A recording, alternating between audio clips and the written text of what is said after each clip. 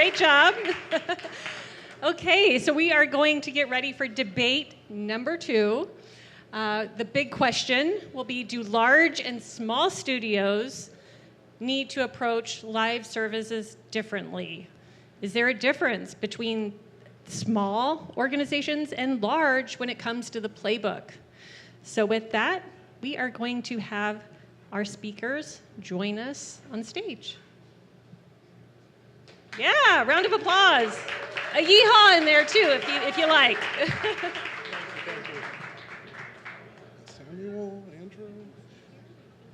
I'll stand here, but keep it consistent. Hello, everyone. Welcome. Thank you for having me, and welcome to debate number 2. 15 minutes, 2 different companies, and one question that attempts to cut at the heart of how live services actually work in practice. So on the stage here with me today is Samuel Ben-Meleh, SVP of Global Data and Analytics over at SciPlay. As we all know, stating the obvious, SciPlay is a focused game maker on social casino games with a tight portfolio of social casino games, some running for over a decade, but all pointed at a deeply understood player base. And joining him on stage is Andrew Ice, SVP of Games at Zynga. And Zynga operates a little bit differently, as we know, less as a single studio and more as a constellation of interrelated studios that are spanning many titles, genres, and audiences, all under one roof. As you tell, SciPlay goes deep into the player relationship, where Zynga goes wide, which begs the question, which approach actually wins in live ops, focused production or a distributed studio network? So gentlemen, please introduce yourselves, take a few seconds, tell the audience who you are, what you do, and feel free to answer the question. Samuel, go first, man. Okay. Hello, everyone. I'm Shmuel Ben-Meleh. I'm the SVP of Data and Analytics at SciPlay. I joined the company a decade ago, originally from our studio in Tel Aviv, Israel, and 4 years ago I relocated to Austin, Texas. So it's great to be here and part of this community. To Anthony's question, we at SciPlay, we look at running a game, a live game, somewhat similar to running a mall.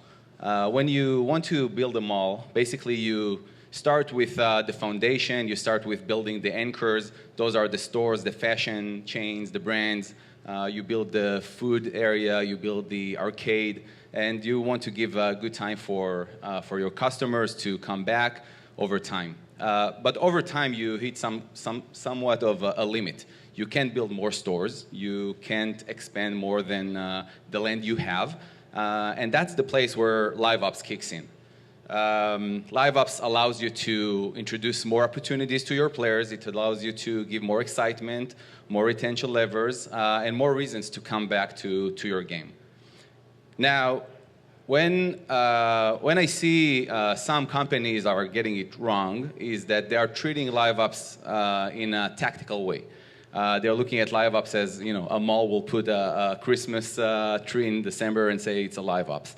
Similarly, games. They will, look at seasonality. They will look at different events, promotions, turn on and off different sales, and throw a lot of content.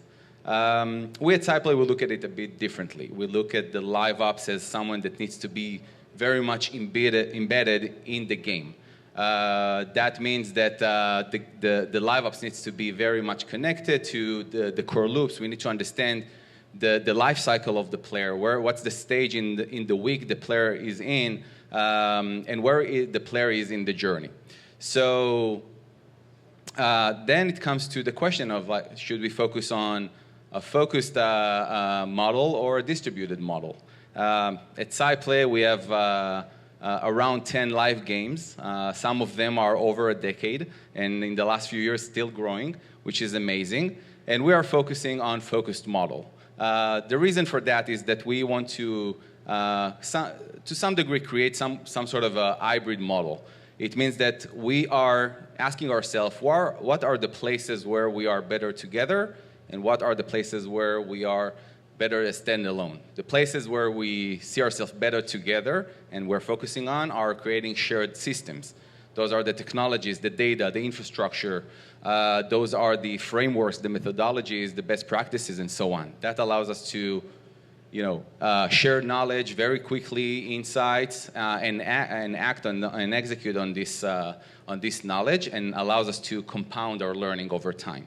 The places where we are better alone are, we're keeping the creativity local in our games, because each game is a bit different audiences, different themes, different flavors. Obviously, a slot game is different than a bingo game, and needs more adjustment and tailoring towards that experience.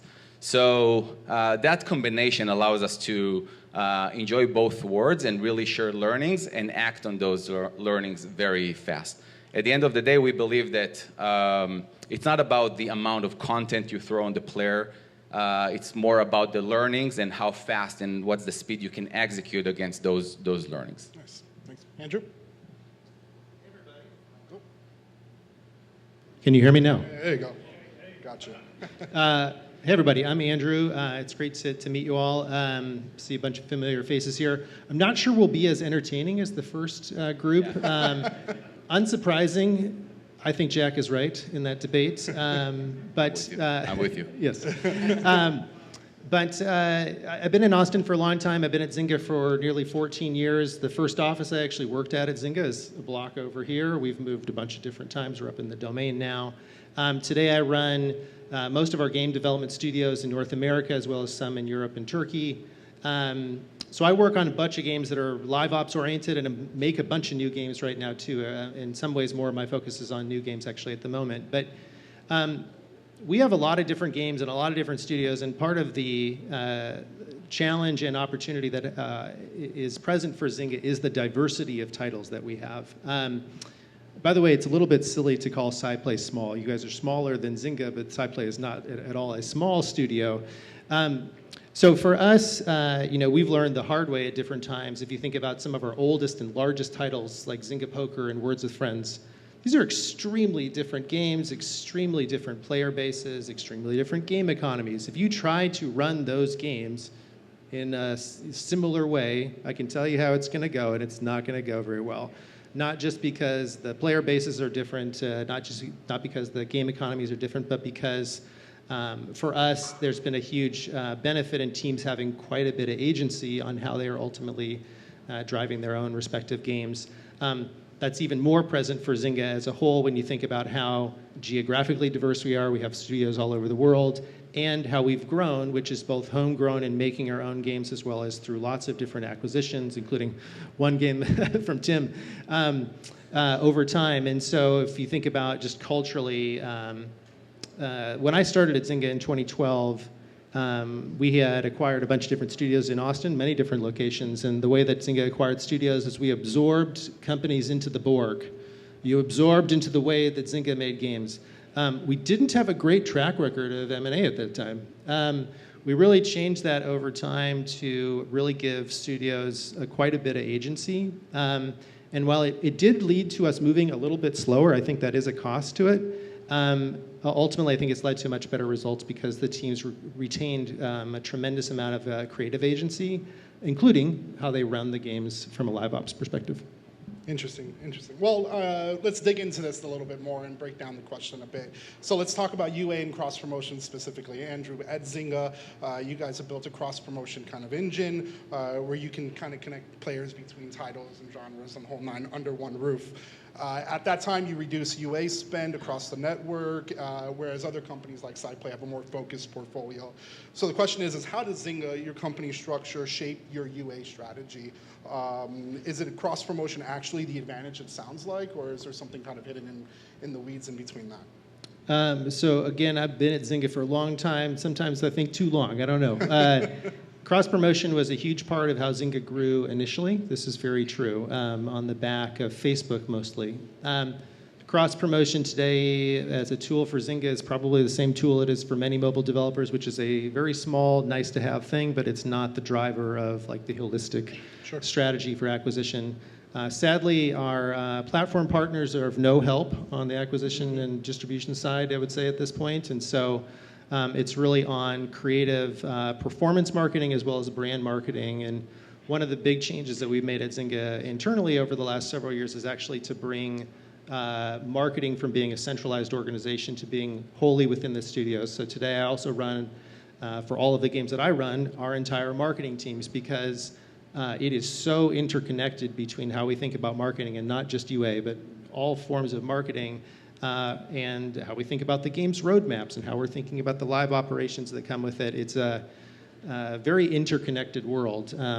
The analogy I like to use is if I walk into a room and there's, say, a marketer and a product manager and a designer, I don't know who's who if I don't know the people. I would like them to be a Venn diagram with a lot of overlap, because in order for us to sort of achieve really good results, they need to be working really, really closely together. Gotcha. Zama, how do you feel about that? When it comes to UA strategy, we have a similar principle. Like we always ask ourselves where we are better together. In that sense, we believe that at the end of the day, the best practices are similar to across games. Mm-hmm. Obviously, you need to adjust between different genres, between different life cycle of games. A game that you just launched is different than a mature game. Yeah. But at the end of the day, the best practices are very, very similar. So those are the places where we are looking for a shared brain. Sure. And leverage our knowledge and insights. So it allows us to act very fast. But obviously, it requires some adjustment at the end of the day. Sure. In the supply chain, there is a term called the last mile. At the end of the day, you try to bring the product or the person in the last mile, and that's the biggest friction in those areas. Sure. And it's very similar here. Like you can have the best systems in the world, the best insights, but the adjustment at the end, the last mile, is what makes the difference. Sure. And that's a place where we need to have this hybrid model, where we, on one hand, have those systems and allow that we should enable our different studios to act, but someone needs to make this adjustment to the right product and act on it. Yeah. Let's stay with you, because you brought up a good point, is someone has to maintain that. Like live services, as we were discussing a little earlier, it's a treadmill, right? You've got events to run, content to continue to keep up with, and the game has to feel alive, like indefinitely, right? So that's a real operational and human challenge to sustain, especially as big as the studio could be. So the question is how do you set and sustain the content cadence amongst that, and without burning out your team, more specifically without burning out your team, and how does the structure make that easier or harder to manage? That's a good question. Obviously, we are in a very demanding world. You can't make the burnout, you bring it to zero. It's a very demanding. We're living in a 24/7 market that needs to serve players all around the world. But from my experience, burnout is not driven by hard work. It's driven by waste and by low signal. Basically, if you are running the same test, or not learning from your failures, or not achieving the impact you're looking for, that can drive burnout. If you are efficient, if you are not just throwing a lot of content and hard work just for the sake of throwing a lot of content, and you are efficient and you know to tailor the right content to the right player at the right time, and you are doing it in a sniper way, that allows you to be efficient and by product to drive impact. And even with hard work, a lot of hard work, when you drive impact, or at least take the steps to the right direction, usually it's not driving burnout. Andrew, feel the same way? Mostly, yeah. I mean, I think we try to get away from the concept that it's a treadmill as much as possible. I think there is a number of things that need to go into the games, but again, culturally, you think about all the work that needs to go into it. Oftentimes, we'll talk to teams that are running the live ops on a game, a big, high-profile game. In many ways, they have more power over the game than the people that are running like the roadmap and like what's going to come, because you get to be the people that show people something new in the game next week. So there's a real creativity that can come from it if you have the right tools, if it doesn't just feel like a formulaic treadmill. And the other interesting thing about many of our games is that many of our other games don't really have traditional content. Yeah. What do you guys think content is in a poker game?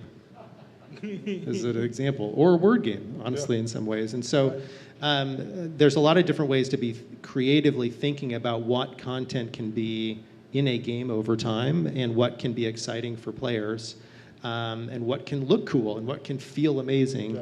I do think it's hard, though, for you to work on a live game in a live ops-oriented role for years. I think that is a tough thing, even if all the tools are really good. And so what we do try to do from like a talent and development standpoint is that you are cycling through some of these things and you aren't just in the same kind of role for a long time. Good point. I think we got a couple minutes left. I'm going to squeeze one more in here because I think it's important. Andrew, how do you work without cannibalizing your audience in this?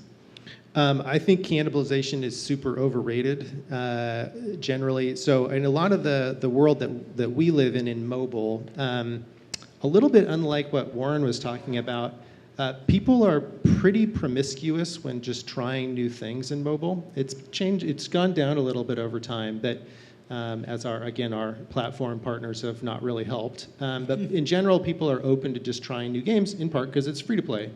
And there was a lot of concerns over this initially when mobile developers started to develop new games. Oh my gosh, are we going to cannibalize our own audience? And with some exceptions, like if you're making a literal sequel, most of the time we've seen that good products win, and this is just not something to be that worried about. Now, we don't entirely operate in the same category, so we have a little bit less risk of it, I guess. But. Cannibalization is it's a great topic. I think, first of all, I think many companies are not aware because they don't have the foundation to identify players across different genres, especially as you expand through M&As, you have different foundations, so it's harder to even realize what is a player. But over time, we look at, from SciPlay perspective, we look at the portfolio as a whole, and what we're looking for is the incremental improvement for a player. I think cannibalization can hurt you if you don't manage it correctly, but overall, I think that it's something that you need to manage very carefully. I think it's I see it a bit differently than Andrew. I think it can be a very risky move, especially if you are operating in very similar genre. It can really hurt you. But if you manage it correctly, if you have the right attribution, operation and engine to allow you to track it, it can, you can manage it correctly. I would say that it becomes even more risky today in the new world post IDFA, where CPIs are increasing, marketing is more challenging. Sure.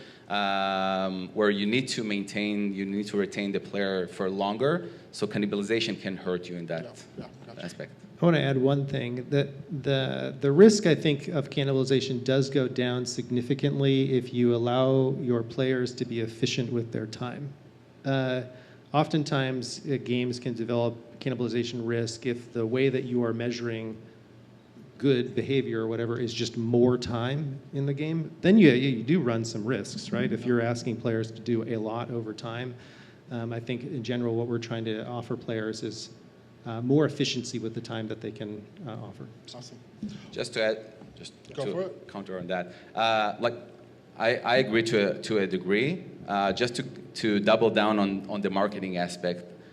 Today, the marketing is extremely hard. CPIs, and I see companies that find themselves acquiring the same player over and over again and paying over and over again without seeing any incremental revenue or impact over the portfolio. That's the place where you need to be very careful and manage it correctly. And there are some means that you can take and should take to mitigate that. Awesome. Well, thank you, gentlemen, for the fantastic points in the last 15, 17 minutes we've been here. Thank you, guys, and feel free to find us. We're happy to help.